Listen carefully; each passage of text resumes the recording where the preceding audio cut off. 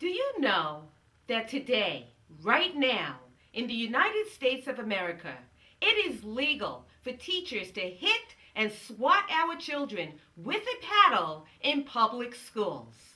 Yes, as unbelievable as that sounds, corporal punishment is still sanctioned in 21 states.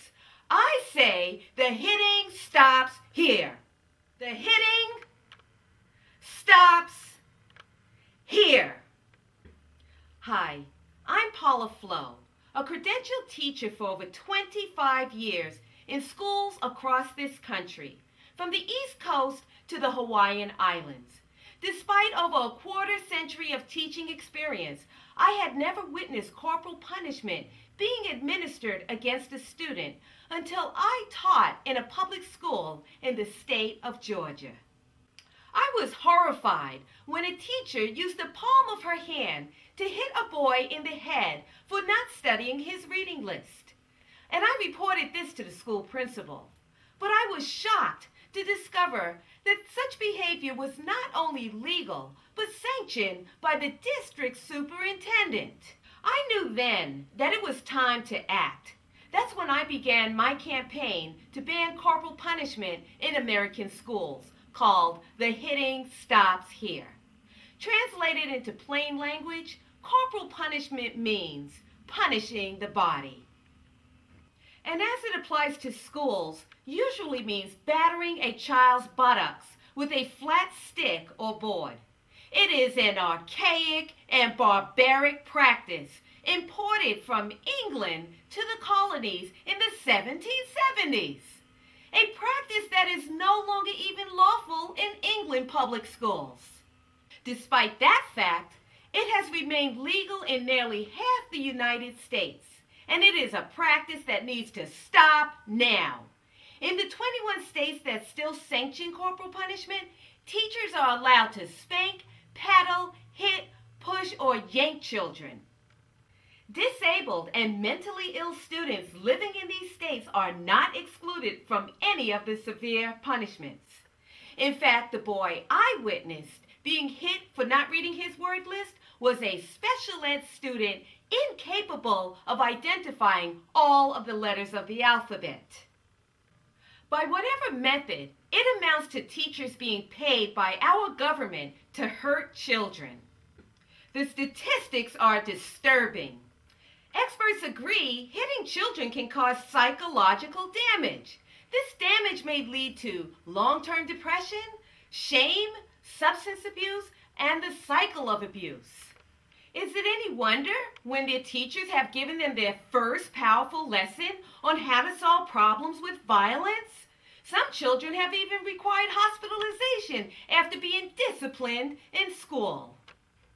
It is important to note that this type of punishment is disproportionately directed at black and brown children, particularly boys between the ages of 9 and 12, a critical stage of childhood development. I told you! You might be wondering if the punishment fits the crime. After all, some children are difficult to control. While that may be the case, consider some of the following true examples of how corporal punishment is being applied today. A boy failed 3 classes while on a football team. He was beaten with a wooden paddle in front of his entire team. A girl was late for school. She was made to slap herself on her hands as hard as possible, repeatedly, with a flat piece of wood. She was only 6 years old. A 12-year-old boy in North Carolina was paddled so hard by a teacher that he had to be rushed to a hospital emergency room. This very paddle is the one that was used. Shortly after that incident, the teacher was promoted to vice principal. Although 29 states have already outlawed the use of corporal punishment due to its harmful effects on children, this violent behavior of teachers towards children will not stop unless we act together to end it now. What if one of those children was yours?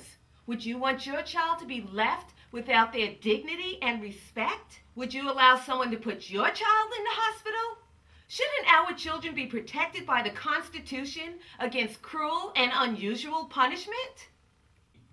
By now, I hope you are outraged. If you're wondering what you can do to protect children in this country from corporal punishment, you can start by learning more about this subject on my website, thehittingstopshere.com. There you will find information and links that will direct you to the proper authorities in the 21 corporal punishment states. You'll find sample letters ready for your signature, written for kids as well, which you can forward to your state legislators. There are also flyers and other materials that you can print or order to help spread the word. There you will also find links to positive discipline methods for parents and educators, some of which have been showing amazing results for over 30 years. I am calling on all Americans to keep our children safe from sanctioned violence in our schools. If you live in one of the enlightened 29 states, you can still help by petitioning the presidential candidate of your choice. By petitioning the presidential candidate of your choice. By petitioning the presidential candidate of your choice to add this change in law to their election platform. An important fact to note is that the number of parents and educators against corporal punishment at home and school has surpassed the number who support it for the first time in U.S. history. I would like to leave you with these thoughtful words of Booker T. Washington. There are two kinds of strength: strength to push down and strength to pull up. Let us raise up our children with kindness, firmness, and respect. Let's require educators to teach our children in word and in deed to solve every conflict peacefully. And let us join together to ban corporal punishment in all of our schools. Let us join together in saying, the hitting stops here.